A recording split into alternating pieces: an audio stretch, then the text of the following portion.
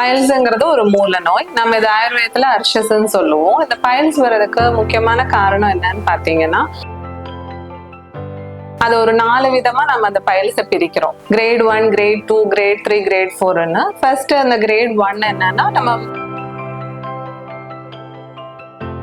4வது கிரேட்ல பாத்தீங்கன்னா அதுவா வெளியே வந்து அங்கேயே இருக்கும், உள்ள போகாது. அந்த மூல இடத்துல வலி இருக்கும். அந்த ரெக்டல் அண்ட் ஆனல் இதுல நமக்கு அந்த மாஸ் இருக்கும். இன்னொன்னு மோஷன் வரும்போது எரிச்சல் இருக்கும், அரிப்பு இருக்கும். அரிச்சு நம்ம ரொம்ப அரிப்பு இருக்குன்னா நம்ம அங்க சுரிஞ்சிட்டு நமக்கு புண்ணு வர்றதுக்கும் வாய்ப்புகள் இருக்கு வெளிப்படையா. அதே மாதிரி சொரக்காய், வெள்ளரிக்காய், வெள்ளை பூசணிக்காய், புடலங்காய் போன்ற நீர் காய்கறிகள் நிறைய உணவுல சேர்த்துக்கணும். நார்சத்து அடங்கிய வாழைத்தண்டு, வாழைப்பூ. வணக்கம், நான் டாக்டர் ஷைனா விவேக். நாம இன்னைக்கு பைல்ஸை பத்தி பார்ப்போம். பைல்ஸ்ங்கிறது ஒரு மூல நோய். நம்ம இது ஆயுர்வேதத்துல அர்ஷஸ்ன்னு சொல்லுவோம். இந்த பைல்ஸ் வர்றதுக்கு முக்கியமான காரணம் என்னன்னு பாத்தீங்கன்னா, மலச்சிக்கல். அதே மாதிரி ரொம்ப சுத்தமா தண்ணி குடிக்காம இருக்கிறது, ரொம்ப காரம் அதிகமா சாப்பிடுறது, ரொம்ப நேரம் ஒரே இடத்துல உட்காந்து வேலை செய்யறதுனால. இப்ப நம்ம ஐடி ப்ரொஃபஷன்ஸ் எல்லாம் பாத்தீங்கன்னா ரொம்ப நேரம் ஒரே இடத்துல உட்காந்து வேலை செய்யற மாதிரி இருக்கும். அதே மாதிரி நிறைய அந்த டிரைவர்ஸ், இந்த டாக்ஸி ஓட்டுறவங்க, ஆட்டோ ஓட்டுறவங்க, அந்த மாதிரி டிரைவர்ஸுக்குமே ரொம்ப நேரம் ஒரே இடத்துல உட்காந்து வேலை செய்யற மாதிரி வரும்.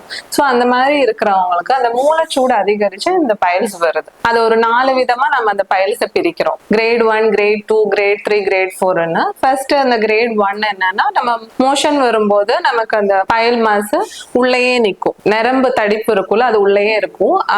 இன்னொன்னு நமக்கு என்னன்னா, பிளட் வரும் அந்த மோஷன் வரும்போது. 2வது இதுல பாத்தீங்கன்னா அந்த பைல் மாஸ் வெளியே வந்து மறுபடியும் அது அதுவாவே உள்ள போயிடும் மோஷன் வரும்போது.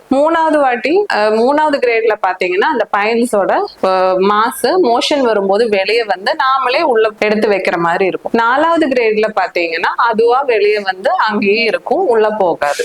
இன்னொன்னு அதோட அறிகுறிகள் என்னன்னா, நமக்கு அங்க வலி இருக்கும். அந்த மூல இடத்துல வலி இருக்கும். அந்த ரெக்டல் அண்ட் ஆனல் இதுல நமக்கு அந்த மாஸ் இருக்கும். இன்னொன்னு மோஷன் வரும்போது எரிச்சல் இருக்கும், அரிப்பு இருக்கும். அரிச்சு நம்ம ரொம்ப அரிப்பு இருக்குன்னா நம்ம அங்க சுரிஞ்சிட்டு நமக்கு புண்ணு வர்றதுக்கும் வாய்ப்புகள் இருக்கு வெளிப்படையா. இன்னொன்னு நமக்கு ரொம்ப மலச்சிக்கல் இருக்கும்போது, நம்ம ரொம்ப கஷ்டப்பட்டு போகும்போதுமே ரத்தம் வர்றதுக்கு வாய்ப்பு இருக்கு. இந்த மாதிரி கஷ்டங்கள் நமக்கு கொஞ்சம் ஸ்டார்டிங் இருக்குன்னா நம்ம முதல்ல ஆரம்ப கட்டத்திலேயே இந்த பைல்ஸை கொஞ்சம் டயட் எல்லாம் பார்த்து கண்ட்ரோல் பண்ணி கொண்டு வந்துடலாம்.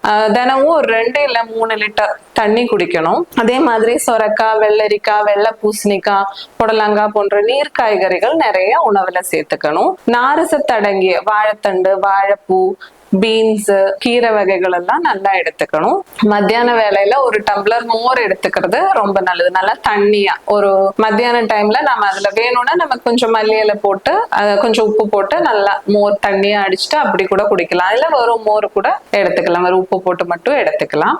அது நம்ம உடம்புல இருக்கிற அந்த சூடை குறைக்கும். இன்னொன்னு நம்ம அந்த மலச்சிக்கல், அந்த மோஷன் போறதுக்கு அந்த கஷ்டமா இருக்கிறத கொஞ்சம் ஈஸியா பண்ணிடும். அதே மாதிரி ஃப்ரூட்ஸ்ல பாத்தீங்கன்னா ஆப்பிள், மாதுளம், கொய்யா, வாழைப்பழம், இதுல ஏதாவது ஒண்ணு தினமும் எடுக்கிறது அந்த மலச்சிக்கலை நமக்கு குறைக்கும். இன்னொன்னு நம்ம வேலைக்கு சாப்பாடு எடுத்துக்கணும். காலையில சாப்பிடாம இருக்கிறது, இல்ல நம்ம இஷ்டத்துக்கு பசி எல்லாம் போனதுக்கு அப்புறம் சாப்பிடுறது, அந்த மாதிரி இல்லாம கரெக்டா அந்த டைமுக்கு சாப்பிடணும். நம்ம ஜீரண சக்தியையும் அதிகரிக்கிற மாதிரி பூண்டு, இஞ்சி, மிளகு அதெல்லாம் நல்லா சாப்பாடுல சேர்த்துக்கலாம். இன்னொன்னு நல்லா தூங்கணும். நைட் எல்லாம் நல்லா தூங்குறது, அந்த டைமுக்கு ரொம்ப லேட்டா படுக்காம டைமுக்கு தூங்குறது. ஏதாவது ஒரு உடல் பயிற்சி. ரொம்ப வெயிட் அதிகமானாலும் சிலவங்களுக்கு அந்த மாதிரி பைல்ஸ் தொல்லைகள் இருக்கும். இன்னொன்னு உடல் பயிற்சி பண்ணும் போதுமே நம்ம ஜீரண சக்தி நல்லா வந்துடும்.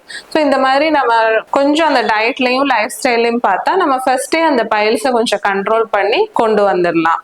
ரொம்ப நமக்கு நல்ல சிக்கல் இருக்கு, இந்த மாதிரி டயட் இதெல்லாமே பண்ணாலுமே நமக்கு வருதுன்னா நம்ம நைட்டு திரிஃபலா சூர்ணம் சொல்லிட்டு நம்ம ஆயுர்வேதிக் ஷாப்ஸ்ல கிடைக்கும். அந்த சூர்ணம் வாங்கிட்டு ஒரு ஸ்பூன் நைட்டு ஒரு டம்ளர் சுடு தண்ணியில சாப்பாடுக்கு அப்புறம் எடுத்துக்கிறது அந்த மலச்சிக்கலை குறைக்கும்.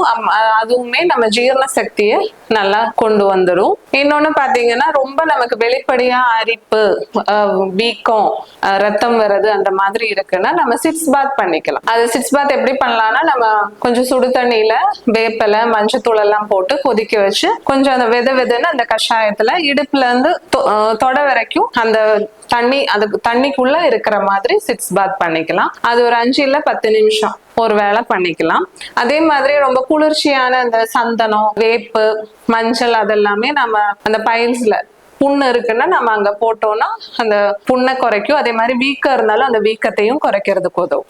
இதெல்லாம் நம்ம பண்ணியும் நமக்கு அது குறையல, நம்ம மெடிசின்ஸா நம்மளோட அக்னி கம்மியா இருக்கும், அந்த வீக் டைஜஸ்டிவ் ஃபயர்னு சொல்லுவோம். அந்த வீக் டைஜஸ்டிவ் ஃபயரை கொஞ்சம் தூண்டுற மாதிரி நம்ம மெடிசின்ஸ் எல்லாம் கொடுத்து அந்த பைல்ஸ உள்ள இருந்து என்ன சொல்றது, அந்த ரூட் காசுங்கிறது அதுதான். நம்ம வயர் நல்ல ஜீரண சக்தி, வயிற்றுல இருந்து நமக்கு பிரச்சனை இருக்குன்னா நம்ம அங்கதான் கிளியர் பண்ணிக்கணும். ஸோ இப்போ நம்ம பேதிக்கெல்லாம் கொடுத்தா நமக்கு அந்த மோஷன் எல்லாம் நல்லா போகும். இன்னொன்னு இப்போ நம்ம பாத்தீங்கன்னா நிறைய லாக்ஸேட்டிவ்ஸ் கொடுப்பாங்க. லாக்ஸேட்டிவ்ஸ் கொடுக்கும்போது அந்த மோஷன் போக கஷ்டம் இல்லாம நல்லா மோஷன் போகும்போதே அந்த தொந்தரவுகள் குறையும். நம்ம அதுக்கு பதிலாக நம்ம ஆயுர்வேதத்துல மருந்துகள் கொடுத்து, உள்ள மருந்துகள் கொடுத்து சரி பண்ணுவோம். இதுலயும் நமக்கு நிக்கலன்னா நம்ம சாரசூத்திரம் சொல்லிட்டு பாராசர்ஜிக்கல் ப்ரொசீஜர்ஸ் சொல்லுவோம். அந்த மாதிரி ட்ரீட்மெண்ட்ஸும் நம்ம ஆயுர்வேதத்துல கொடுத்துட்டு தான் இருக்கும். இப்ப பாத்தீங்கன்னா நிறைய பேருக்கு இந்த பைல்ஸ் வருது. ஆனா நிறைய பேர் என்னதுன்னா கூச்சப்பட்டு வெளியே சொல்லாம இருக்காங்க. வெளியே சொல்லாம அவங்களே ஏதாவது ட்ரீட்மெண்ட்ஸ் மாதிரி வீட்டு வைத்தியம் அந்த மாதிரி எல்லாம் பண்றாங்க.